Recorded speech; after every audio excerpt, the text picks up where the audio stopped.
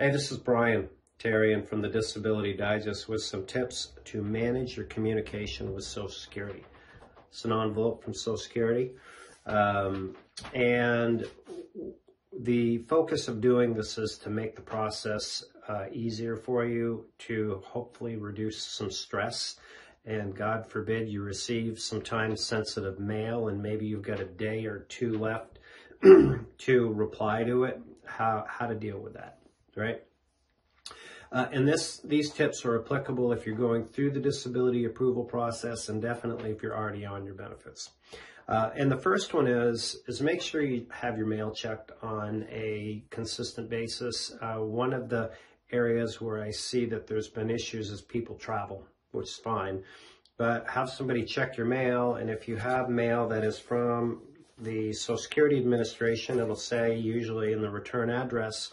And some states manage their mail a little differently. They have different colored envelopes, but it still will be pretty easy to distinguish that. Just make sure that it's addressed, because some of it is like they'll give you 10 days to reply to certain things. If you're going through the approval process, for sure. If you're responding and dealing with a CDR, maybe. So make sure that you do that. You have your mail checked. 2, when you receive mail, make sure you save the envelope. And the reason why you want to save the envelope is it shows here the date that the mail was sent to you.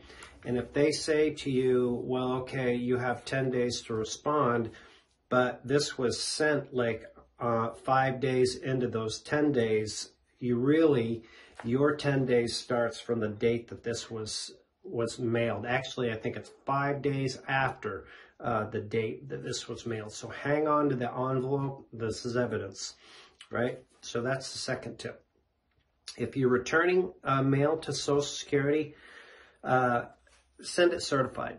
So they have to sign for it and keep a copy of everything. If you're going through the approval process, keep a list of all of your work dates and your doctors and everything that you have in separate communication, a copy of the forms.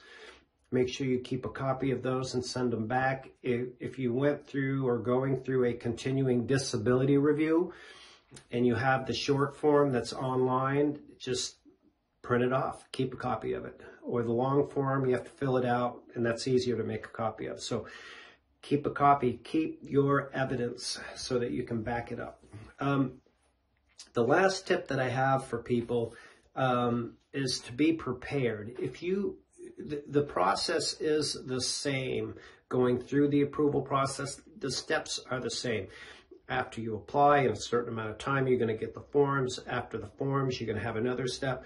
So if you're working with us here at the Disability Digest, we have it all laid out for you in the disability approval course, so you'll know and you can be prepared and you can actually have the work done before you're asked for it, which many do. And if you are approved and you are concerned or would like to prepare for your continuing disability review, we have the answers to that as well. So just be prepared for the next steps. Know what's coming, so then when it comes, hopefully it'll be a lot easier for you to manage and deal with. So those are my tips in managing your mail from Social Security. I hope you find this helpful.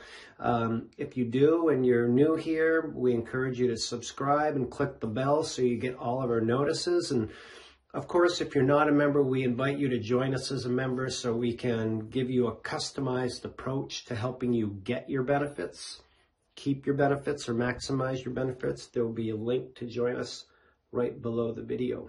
Thanks again. Make it a great day.